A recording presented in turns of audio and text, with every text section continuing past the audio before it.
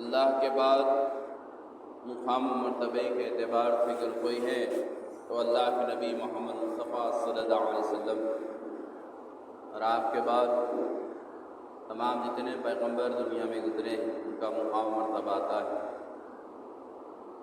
پیغمبروں کے بعد خلفائے راشدین حضرت ابوبکر صدیق، حضرت عمر فاروق رضی اللہ تعالیٰ عنہ، حضرت عثمان غنی رضی اللہ تعالیٰ عنہ اور حضرت علی رضی اللہ تعالیٰ عنہ، یہ خلفائے راشدین ہیں، خلیفہ مسلمین، اور ان کے بعد مقام مرتبہ آتا ہے صحابہ کرام، صحابیات رضی اللہ تعالیٰ عنہ۔ ان کے بعد تابعین کا تبع تابعین، اس کے بعد بزرگان دین ولی اللہ،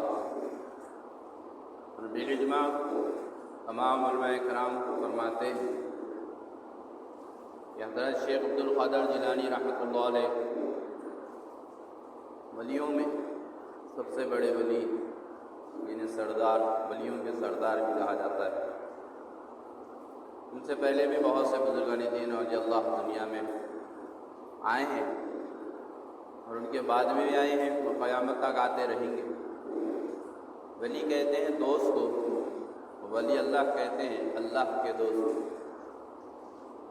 اور یہ لقب حضرت ابراہیم علیہ السلام کو بھی ہے۔ ابراہیم علیہ السلام کو خلیل اللہ کہا گیا،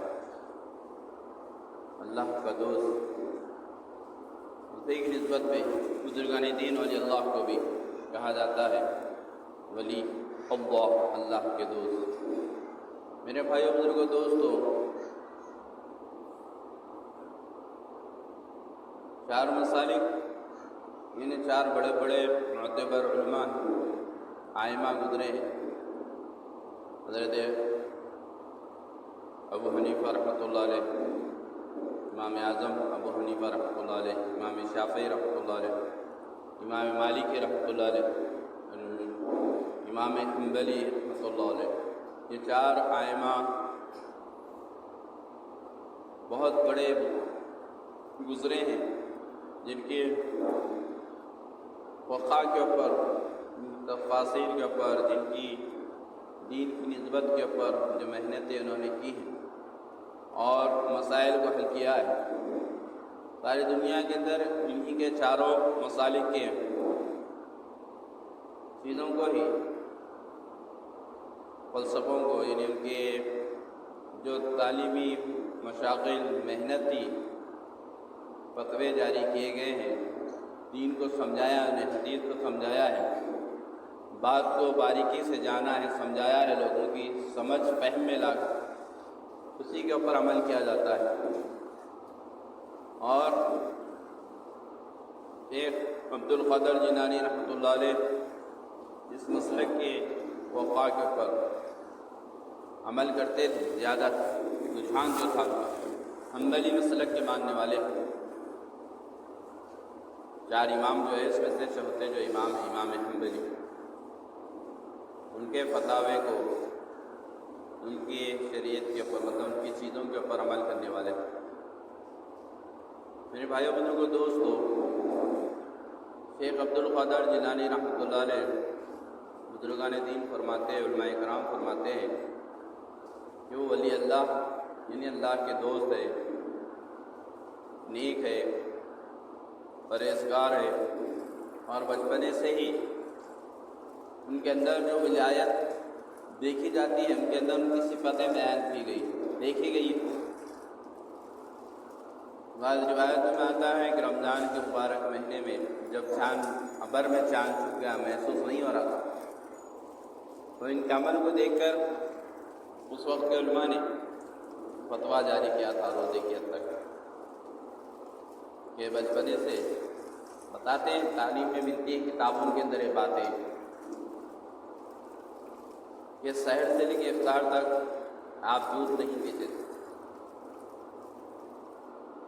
معصوم بچے ہیں، ان کے اوپر تو روزہ فرض نہیں ہوتا، بالغ ہونے کے بعد میں روزے فرض ہوتے ہیں، نماز فرض ہوتی ہے، لیکن اللہ کی تعریف جتنی بھی کی جائے کم ہے۔ تو ایک چیز تھی ان کے اندر دیکھی گئی، ان کی والدہ اس پر زور دیتے تھے، دیکھتے تھے کہ سحر سے لے کے رمضان مبارک میں سحر سے لے کے افطار تک وہ دودھ نہیں پیتے تھے۔ اس سے لوگوں میں چرچا ہو گیا تھا، معلومات ہو گئے تھے کہ یہ بچہ ہوتے سو روزہ رہتا ہے، یعنی دودھ نہیں پیتا، حالانکہ ان کے اوپر روزہ فرض ہی نہیں۔ بہت سے لوگ بولتے ہیں بھائی جب روزہ فرض نہیں ہے تو ایسا کیسا کر دیا انہوں نے۔ تو ہمارے گھر بھی دیکھتے ہیں ہمارا گھرانہ کیسا ہے، ہم کیسے ہیں، اس کے باوجود بھی ہمارے معصوم بچے، چھوٹے سے بچے رہتے ہیں، لیکن الحمدللہ روزے بھی رہتے ہیں، حالانکہ ان کے اوپر روزے فرض نہیں ہیں، روزے رہتے ہیں، تہجد کا اہتمام کرتے ہیں، تراویح کا اہتمام کرتے ہیں۔ تو ماحول جیسا ملتا ہے انسان کو، ماحول کے اندر انسان کا ڈھلتے رہتا ہے۔ ماحول جیسا ملتا بچے جہاں کہ روزہ فرض نہیں ہے، روزے ہمارے بچے بھی رہتے ہیں۔ اب وہ تو ولی صفت لوگ ماں باپ پورے اللہ والے، تو ہو سکتا ہے اللہ کی طرف سے ان کو جذبہ دیا ہوں گے اللہ تعالیٰ کے، دنیا زندگی میں ان کو بہت بڑے کام کرنے تھے، اللہ کے ولی بننے والے تھے، تو شاید ہو سکتا۔ بعض لوگ اس کے اوپر اعتراض کرتے ہیں کہ بھائی روزہ فرض نہیں ہے تو بچہ کیسا روزہ رہا بولے، حالانکہ اوپر روزہ فرض نہیں ہے، ہمارے معصوم بچوں کو بھی روزہ نہیں رہتا، لیکن اس کے باوجود بھی ہم جاہلانہ گھرانے کے اندر بچے ہمارے روزہ رہتے ہیں، نمازیں پڑھتے ہیں، تراویح پڑھتے ہیں، الحمدللہ تہجد کا اہتمام کرتے ہیں، اعتکاف میں بیٹھتے ہیں معصوم بچے ہماری بستی میں بھی۔ تو ایسا ہے، ماحول جیسا ملتا ہے، ماحول کے اندر انسان کا ڈھلتے رہتا ہے۔ اسی طرح حضرت شیخ عبد القادر جیلانی رحمۃ اللہ علیہ کے لیے بھی یہ بات مشہور تھی کہ وہ رمضان مبارک میں دودھ نہیں پیتے تھے، سحر سے افطار تھا۔ تو ایک مرتبہ ایسا ہوا کہ چاند محسوس نہیں ہو رہا تھا، پر کے اندر تو لوگ کنفیوز ہو گئے تھے کہ بھائی روزہ ہے یا نہیں ہے۔ تو پھر ان کو دیکھ کر روزہ انہوں دودھ پیے یا نہیں پیے اس کے حساب سے پھر وہ روزے کا حساب کیا گیا۔ اور میرے بھائی بزرگ دوست، آپ کی والدہ بھی الحمدللہ نیک صالح تھے، اور آپ کے والد صاحب بھی بہت ہی نیک صالح تھے۔ کتابوں میں ملتی ہیں، بزرگان دین علماء کرام بات فرماتے ہیں کہ آپ کے والد ایک مرتبہ سفر میں گئے تو دیکھیں بھوک کی شدت تھی، پیاس کی شدت تھی، کوئی چیز کئی دن سے کھانے کو نہیں ملی تھی، وہ سفر میں تھے۔ تو پھر ایک مرتبہ ایسا ہوا کہ وہ پانی پی رہے تھے، کہیں سے کوئی پھل وغیرہ آ گیا اور انہوں بھوک کی شدت نے اس چیز کو کھا لیے، اور بعد میں ان کا احساس ہوا کہ یہ پھل جو تھا میں جو مالک ہے اس کا، اس کی اجازت کے بغیر میں نے اس کو کھا لیا، حالانکہ بھوک کی شدت ہے۔ اس ٹائم پہ انہوں کھائے، وہاں پہ کوئی مالک بھی نہیں ہے، اور ان کو کھانے کے بعد اس چیز کا احساس ہوا کہ بھائی یہ پھل جو تھا میں کھا لیا ہوں، یہ کس کا ہے میرے کو پتہ ہی نہیں ہے، اس کے مالک کی اجازت کے بغیر میں نے اس کو کھا لیا۔ تو اب اس کی تحقیق میں اس کے پیچھے وہ پانی کی روت ادھر سے آ رہی تھی بہتے ہوئے، اس سائڈ میں واپس چلتے گئے تو دیکھا کہ ایک باغ ہے، اور وہاں سے کچھ بولتے سو درخت کی ٹہنیاں جو ہے باغ کی وہ پانی کے اندر ندی کے اس میں جا رہی ہیں۔ تو انہوں نے اندازہ لگایا کہ ہو سکتا ہے یہ پھل اسی باغ کا ہے، اور انہوں نے اس باغ کے جو مالک تھے ان سے بات کی کہ بھائی میں بھوک کی شدت میں تھی، میں پانی پی رہا تھا، آپ کے باغ کا شاید ہو سکتا پھل آپ ہی کے باغ کا ہوں، کیونکہ یہاں پہ کوئی دوسرا باغ تو ہے نہیں، تو لہٰذا وہ پانی کے رو سے آپ کا پھل میرے پاس آ گیا اور میں اس کو کھا لیا ہوں، اور آپ کی اجازت نہیں تھی میں کھا لیا۔ اب آپ کی جو بھی قیمت بولیں گے میں ادا کرنے کے لیے تیار ہوں۔ وہ جو تھے باغ والے وہ بھی بہت اللہ والے نیک انسان تھے، انہوں نے سمجھ گیا کہ ایک پھل جو کہ بھوک کی شدت میں ہے، تو انسان جب پوچھنے آیا ہے کہ یہ مال کس کا ہے تو واقعی بہت ہی نیک انسان، تو انہوں نے اس کی قیمت بھی بتائی کہ اتنے دن تک باغ کی رکھوالی کرو، باغبانی کرو وغیرہ، وہ لمبا چڑا واقعہ۔ پھر انہوں نے جب اس کے اندر محنت کی، باغ کی، اس کے بعد میں بھی بولتے سنو، بولے کہ میں اپنی بیٹی سے تمہارا نکاح کرنا چاہ رہا ہوں، جو کہ بے عیب ہے، جنہیں انہوں نے بتائے تھے عیب، آنکھوں سے اندھی ہے، پیروں سے لنگڑی ہے، ہاتھوں سے لولی ہے، کالی ہے، ایسا برحال زبان سے گونگی ہے، بہت سی چیزیں بتائی، گنوائی۔ تو انہوں نے بولتے تھے ٹھیک ہے میں آپ کا پھل کھایا ہوں تو اس کی قیمت تو یہیں پر ادا کرنا ہے، ورنہ آخرت میں کہاں سے میں دے سکتا ہوں آپ کو۔ لہٰذا نکاح ہوا تو انہوں نے دیکھا کہ گھر میں بولتے سو جو خوبیاں بتائی گئی تھی، برائیاں، وہاں پر ایک بھی برائی نہیں ہے اس کے اندر، اور وہ جو جس سے نکاح ہوا ان کا وہ بہت ہی خوبصورت ہے اور کوئی عیب نہیں ہے ان کے اندر. اور وہ کنفیوز ہو گئے کہ پھر جا کے پوچھنے لگے کہ آپ جس لڑکی سے میرا نکاح کیے ہیں آپ کی بیٹی کے بارے میں آپ نے کہا تھا کہ ان کے اندر ایسے ایسے عیب ہے اور یہ بولتے سب بے عیب ہے آپ کی بچی. انہوں نے فرمایا کہ ہاں میری بچی اندھی اس واسطے ہے کہ کسی غیر محرم کو اس نے نہیں دیکھا آج تک. آج سے انہوں نے اس واسطے ہے کہ انہیں کبھی کسی کے سامنے اس کا ہاتھ کوئی نہیں دیکھا. باہر سے معذوری سے یہ ہے کہ کبھی شریعت کے خلاف کبھی اکیلی گھر کے باہر قدم نہیں رکھے. زبان سے گونگی اس لیے کہ میری بچی نے کبھی زندگی میں جھوٹ نہیں بولا, کبھی کسی کی غیبت نہیں کی, برائی کے الفاظ جو رہتے ہیں زبان سے ادا نہیں ہوئے. اس طرح سے انہوں نے اپنی اسی کی بولتے تو خوبیاں بیان کی, نیکی کی. اور جتنے نیک انسان کی جب اولاد رہیں گی ان کے ماں بھی ایسی نیک صالح ہیں اور والد بھی اتنے نیک صالح ہیں کہ ایک پھل کے کھانے پر انہوں نے اس کی قیمت کو ادا کرنے کے لیے تحقیق کی. آج ہم دیکھتے ہیں حالانکہ ہم شیخ عبدالقادر جیلانی رحمۃ اللہ علیہ سے محبت کے دعوے کرتے ہیں, بہت سی چیزیں کرتے ہیں, عقیدہ رکھتے ہیں ان کے اوپر, لیکن ان کا عمل دیکھیے ان کے والدین کا کیسا ہے اور ہمارا عمل دیکھیے کیسا ہے کہ بغیر کسی اجازت کے کئی چیزیں لوگوں کی کھا لیتے ہیں, ختم کر لیتے ہیں. حالانکہ ہم کو معلوم بھی رہتا ہے کہ یہ چیز میری نہیں ان کی ہے, لیکن اس کے باوجود بھی ہم اس چیز کا خیال نہیں رکھتے. تو ایسے ہم کو اس کے اوپر غور کرنا چاہیے کہ ہم بیانات میں سنتے رہتے ہیں, بچپنے سے الحمدللہ اس بات کو سنا جا رہا ہے اور پھر میں آپ کے سامنے بھی اس بات کو دوہرا رہا ہوں کہ ان کے والد ایک پھل کے لیے بولتے سو اتنی بڑی قیمت ادا کرے کہ باپ کی مالی کرے, پھر وہ ان کی لڑکی سے نکاح کرے اور ان کی والدہ بھی بولتے سو ایسی نیک صالح. تو میرے بھائی بزرگوں دوستوں, ہم کو بھی کوشش کرنا چاہیے کہ ہم بھی کسی کی چیز کا غلط استعمال نہ کریں, بغیر اجازت کسی کی چیز کو استعمال نہ کریں. ہم اگر نیک رہیں گے تو ہماری اولاد بھی نیک رہے گی. ماں باپ جس طرح سے رہتے ہیں ان کے اثرات اولاد کے اندر بھی پڑتے ہیں, اس لیے اگر ہم نیک رہیں گے تو ہماری اولاد بھی انشاءاللہ نیک رہے گی, صالح رہے گی. یہی وجہ ہے کہ اتنے نیک صالح والدین کی جو اولاد تھی, شیخ عبدالقادر جیلانی رحمۃ اللہ علیہ اپنی تعلیمات جب اپنے علاقے کی مکمل کر چکے تھے اور آگے تعلیم حاصل کرنے کے لیے دین کی دوسرے علاقے میں جانا پڑ رہا تھا اس وقت میں, تو والدہ سے انہوں نے اجازت لی کہ امی جان میں آگے پڑھنا چاہتا ہوں دین کے اندر, لہٰذا یہاں کی پڑھائی تو ختم ہو چکی ہے, دوسرے علاقے میں قافلہ جا رہا ہے, ان کے ساتھ میں بھی جانا چاہتا ہوں تاکہ دین کے اندر تعلیم حاصل کر سکوں. تو ان کے والدہ نے ان کو اجازت دے دی اور ان کو وصیت کی, نصیحت کی کہ بیٹے چاہے حالات کیسے بھی آ جائے تم زندگی میں کبھی جھوٹ نہیں کہنا. دنیا اعتبار سے چاہے تمہارا کتنا نقصان ہو جائے, تم کبھی زندگی میں حالات کتنے بھی مشکل حالات آ جائے تمہارے اوپر, جھوٹ نہیں کہنا. یہ ماں نے اپنے اولاد کو, بیٹے کو نصیحت کی اور انہوں نے ان سے وعدہ کیا کہ انشاءاللہ میں جھوٹ نہیں کہوں گا. اور جب قافلہ نکلا, اپنے علاقے سے نکلے, دور گئے, راستے میں بولتے سو ڈاکوؤں کا حملہ ہوا قافلے کے اوپر اور ڈاکو نے ان کے قافلے کو گھیر لیا اور لوٹ مار مچا دی. تو ایک ڈاکو ان کے پاس بھی آیا, یہ کتابوں کی تعلیم میں ملتی ہیں باتیں, علماء کرام بتاتے ہیں تعلیم میں. ایک ڈاکو ان کے پاس آ کر پوچھنے لگا کہ بھائی تیرے پاس کچھ ہے بچے؟ تو انہوں نے کہا کہ ہاں میرے پاس میں اشرفیاں ہیں. تو جب ٹٹولا گیا تو ان کے پاس کچھ بھی نہیں تھا. وہ بولا کہ شاید یہ بچہ ڈر کی وجہ سے ایسا کہہ رہا ہے, اور وہ دوسروں کو لوٹنے چلا گیا. اور ایک ڈاکو آ کے پھر ان کو ایسے ہی پوچھا کہ بچے تیرے پاس کچھ ہے؟ تو انہوں نے کہا کہ ہاں میرے پاس میں اشرفیاں ہیں, میری والدہ نے میری حفاظت سے اس چیز کو رکھی ہے. انہوں نے بولا کہ کہاں ہے بتاؤ. بولے کہ میری بغل قمیص کے آستین کے اندر کچھ طرح سے چھپا دیا گیا تھا, بیوس کر دیا گیا تھا اس کو, کہ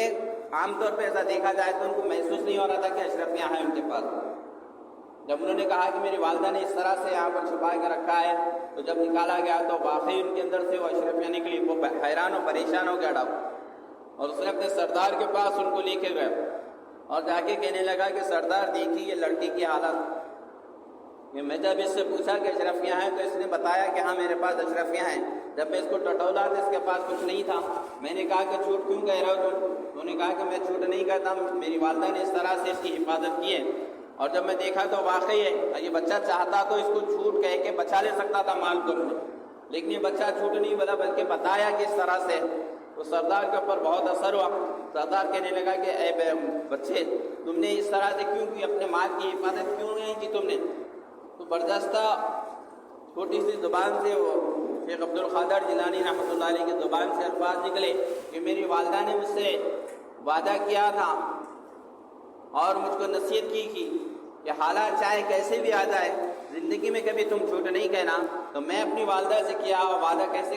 بھول سکتا تھا، کیسے میں آپ کو جھوٹ بول سکتا تھا. ان کی زبان سے نکلے ہوئے الفاظ، نیک صالح بچے کے زبان سے نکلے ہوئے الفاظ وہ ڈاکو کے دل پہ اتنا اثر کر گئے کہ وہ وقتی طور پر سوچنے پہ مجبور ہو گیا کہ ایک معصوم بچہ حالات اتنے کٹھن ہونے کے باوجود بھی اپنی ماں سے کیا وہ وعدے کو وہ نہیں بولتا اور جھوٹ نہیں کہتا. ہم تو اتنے بڑے ہیں اور ہم بولتے سو اللہ کی کتنے وعدے ہمارے اوپر ہیں، کتنی نصیحتیں ہمارے کو قرآن کا حدیث ہے، اور ہم جھوٹ کہہ رہے ہیں اور لوٹ مار مچا رہے ہیں. لہذا انہوں نے اسی وقت میں توبہ کی. سردار کے ساتھ ان کے ساتھ جتنے لٹیرے تھے ان سب نے بھی توبہ کی. ایک سچ کہنے کے اوپر اتنے لوگوں کی ہدایت کا ذریعہ بنے شیخ عبد القادر جیلانی رحمۃ اللہ علیہ، جن کی پرورش ان کے نیک ماں باپ نے کی تھی اور ان کو وہ نصیحتیں کی تھی کہ زندگی میں جھوٹ نہیں کہنا. آج ہم دیکھیں ہم اپنی اولاد کو کیسی تعلیم دیتے ہیں. گھر میں رہتے ہیں اور کہتے ہیں کہ بچے کو اگر کوئی آ گیا تو ننگے بول دو. ہوشیار رہتے ہیں، کہتے ہیں کہ بول دو کہ سو گئے. تو بچے کے اوپر اثرات کیا ہو رہے ہیں؟ جھوٹ کہہ رہے ہیں وقتی طور پر، آپ اپنا وقت پہ تھوڑا سا اپنا فائدہ دیکھ لے رہے ہیں، لیکن اس کے اثرات جو ہے اپنی اولاد کے اوپر بہت خطرناک ہو رہے ہیں. وہ زندگی میں جتنے بھی جھوٹ کہتا ہے اس کا پورا اثر جو رہتا ہے ان کے ماں باپ کے اوپر بھگتنا پڑتا ہے. وہ ان کے وہ ذمہ داروں اور بڑوں کو ان کا بھگتنا پڑے گا کل قیامت میں، جو وہ بچے کو جھوٹ بولنے کی تلقین کرتے رہے. تو ہم چاہے وقتی طور پہ ہمارا چاہے نقصان ہو جائے، لیکن ہم ہماری اولاد کو، ہمارے چھوٹوں کو یہ تعلیم دے کے زندگی میں بیٹے جھوٹ نہیں کہنا. اگر بچہ جھوٹ کہہ رہا ہے تو ہم اسی وقت میں تو ٹوکے کہ آپ جھوٹ کیوں بولے. حالانکہ حدیث میں اس کا مفہوم و خلاصہ ہے، اللہ کے رسول صلی اللہ علیہ وسلم ارشاد فرماتے ہیں کہ جب بندہ جھوٹ کہتا ہے تو اس کی جھوٹ کی بدبو سے جو رحمت کے فرشتوں کے ساتھ رہتے ہیں وہ 2 میل دور چلے جاتے ہیں. جھوٹ کی اتنی بدبو ہوتی ہے. یہ الگ بات ہے کہ ہم گناہوں میں اتنا گھرے ہوئے کہ ہم کو اس کا احساس نہیں رہتا کہ ہمارے منہ سے بدبو آ رہی ہے، لیکن فرشتے جو نزاکت والے رہتے ہیں، جو نور کے بنے ہوئے فرشتے ہیں، وہ ہمارے جھوٹ کی بدبو سے 2 میل دور چلے جاتے ہیں. اور اس واسطے ہمارے پاس میں رحمت اور برکتیں نہیں رہتی. کمانے میں بہت کما رہے ہیں، بہت سی چیزیں ہمارے پاس، لیکن ہمارے پاس برکت ہی نہیں. اثرات ہو رہے ہیں، جھوٹ کے اثرات ہوتے ہیں، نہیں ہونے کا سوال ہی پیدا نہیں ہوتا. حدیث میں بتا دی اللہ کے رسول صلی اللہ علیہ وسلم کہ جھوٹ بولنے سے جھوٹ کی جو بدبو رہتی ہے اس بدبو سے رحمت کے فرشتے جو تمہارے ساتھ میں رہتے ہیں وہ رحمت کے فرشتے تم سے 2 میل دور چلے جاتے ہیں. تو ہمارے سامنے کبھی ایسا موقع آ گیا کہ ہمارا بچہ یا ہمارے گھر میں کوئی جھوٹ کہہ رہا ہے تو ہم اس کو وہیں پر ٹوکے کہ نہیں جھوٹ کیوں کہہ رہے ہیں تمہارے منہ سے بدبو آ رہی ہے. تو پھر بچہ جھوٹ نہیں بنتا بلکہ انشاءاللہ بچہ سچ بننے والا بنتا، بچہ صادق بنتا. صادق ہمارے سچ کہنے والا. اللہ سچوں کو پسند کرتے ہیں، جھوٹے کو پسند نہیں کرتے. یہی تعلیم دی تھی غوث پاک رحمۃ اللہ علیہ کو، جنہیں کہتے ہیں شیخ عبد القادر جیلانی رحمۃ اللہ علیہ کو. ان کے والدین نے یہی تعلیم دی کہ بیٹے حالات کیسے بھی آ جائے تم جھوٹ نہیں کہنا. تو اس کا اثر ایسا ہوا کہ اس ایک عمل کی وجہ سے کئی لوگ توبہ کرنے والے بنے، نیک رستے پہ بننے والے بنے، وقت کے وہ ولی بنے، اللہ والے بنے. اس لیے ہم بھی اس کی فکر کریں، کوشش کریں. اور شیخ عبد القادر جیلانی رحمۃ اللہ علیہ کے تصانیف کے اندر، تعلیمات کے اندر، منفوذات کے اندر یہ بات تحقیق ہے، لکھی شدہ ہے تعلیمات کے اندر ان کی. وہ فرماتے ہیں کہ اگر انسان نماز جس کو کہہ رہے ہیں 1 سے 3 مرتبہ کہہ رہے ہیں، اگر وہ نماز نہیں پڑھ رہا ہے، اس کو دیکھ رہے ہیں کہ وہ نماز کو نہیں آ رہا، اور اگر اس کا انتقال ہو جائے تو اس کو نہ اس کی جنازے کی نماز پڑھنا، نہ اس کو مسلمانوں کے قبرستان میں دفن کرنا، بلکہ اسے لے جا کر بستی کے باہر پھینک دینا. یہ شیخ عبد القادر جیلانی رحمۃ اللہ علیہ کے فرمان ہیں. ان کی تعلیمات ہے، جیسا ہم یہاں بیٹھ کے آپ کو تعلیم کر رہے ہیں، بات کر رہے ہیں، اسی طرح جب ان کے زمانے میں جب وہ تعلیمات کرتے تھے، لوگوں کو دین کی دعوت دیتے تھے، تو دعوت کے اندر یہ بھی عمل تھا، ان کی زبان کے اوپر یہ الفاظ تھے، وہ کہتے تھے کہ اگر کوئی انسان ایمان والا ہو کر نماز نہیں پڑھ رہا اور اس کو تاکید کرنے کے باوجود بھی اگر وہ نماز نہیں پڑھ رہا، بے نمازی ہے، تو اس کو نہ اس کے جنازے کی نماز پڑھی جائے، نہ اس کو بولتے مسلمان کے قبرستان میں دفن کیا جائے، بلکہ اس کو آبادی سے دور لے آ کر پھینک دیا جائے۔ جس شیخ عبدالقادر جیلانی رحمۃ اللہ علیہ کا میرے بھائیوں بزرگوں دوستو، ہم عمل کرنے والے بنے، ان کی تعلیمات جو تھی وہ تعلیمات کو جان کر معلومات کر کے عمل کرنے والے بنے، تبھی ہم ان سے محبت کرنے والے ہیں، ورنہ خالی ایک لگا لے کے بولتے سو ہم خالی ان کے نام پہ 11ویں کر دیے تو کچھ نہیں ہونے والا ہے۔ عمل اصل ہے، عمل اگر نہیں کریں گے تو پھر آپ 11ویں کر کے کیا فائدہ بتائیے، ان کی تعلیمات کے خلاف عمل کر کے کیا فائدہ ہے؟ انہوں جھوٹ نہیں بولنا بولے، انہوں بے نمازی نہیں رہنا بولے، انہوں قرآن کی تعلیم حاصل کرو بولے، انہوں شراب نہیں پینا بولے، جو اسلام میں چیزیں حرام ہیں انہوں بھی اسی تعلیم دی ہے، اس کی اگر تعلیم نہیں دیتے تو اللہ کے ولی بن ہی نہیں سکتے۔ شیخ عبدالقادر جیلانی رحمۃ اللہ علیہ اگر جو قرآن کے اندر جو چیزیں حرام قرار دی گئی ہیں اگر اس کی وہ تعلیم نہیں دیتے، اگر انہوں بھی اس کو اگر حرام نہیں کہتے تو پھر وہ اللہ کے ولی نہیں بنتے تھے، ولیوں کے سردار تو دور کی بات ہے۔ اللہ کی حرام کی ہوئی چیز کو حرام ہی کہنا پڑتا ہے، حلال نہیں کر سکتے۔ ان کی تعلیمات دیکھیے آپ، ان کے جو سوانح حیات میں کتابیں لکھی ہوئی ہیں، ان کے ہاتھ سے لکھی ہوئی کتابیں، اگر آپ اس کا مطالعہ کریں گے تو آپ سوچیں گے کہ ان کی تعلیمات ایک الگ راستے پہ اور ہم ایک الگ راستے پہ۔ میرے بھائیوں بزرگوں دوستوں، انہوں نے زندگی میں کبھی جھوٹ نہیں بولے، انہوں نے زندگی میں کبھی شراب ہاتھ نہیں لگائے، لوگوں کو شراب سے روکے، جوئے سے روکے، گالی گلوچ سے روکے، تانے نیکی کی طرف دعوت دیے، اور آج ہم انہیں کے بولتے سو نام کا بولتے سو ٹھنڈا لگاتے ہیں گھر کے اوپر، اور پھر بولتے سو گھر کے اندر بولتے سو نہ نماز ہے نہ کچھ نیکی کی کام ہے، بلکہ الٹا بولتے سو شراب نوشی چلتی ہے۔ جو دیکھتے ہیں ہم ہمارے بستی میں دیکھ لو، گھر میں دیکھ لو، خاندان میں دیکھ لو، کیسے کا ان کی تعلیمات ایک الگ ہے اور ہم ایک عمل کر رہے ہیں۔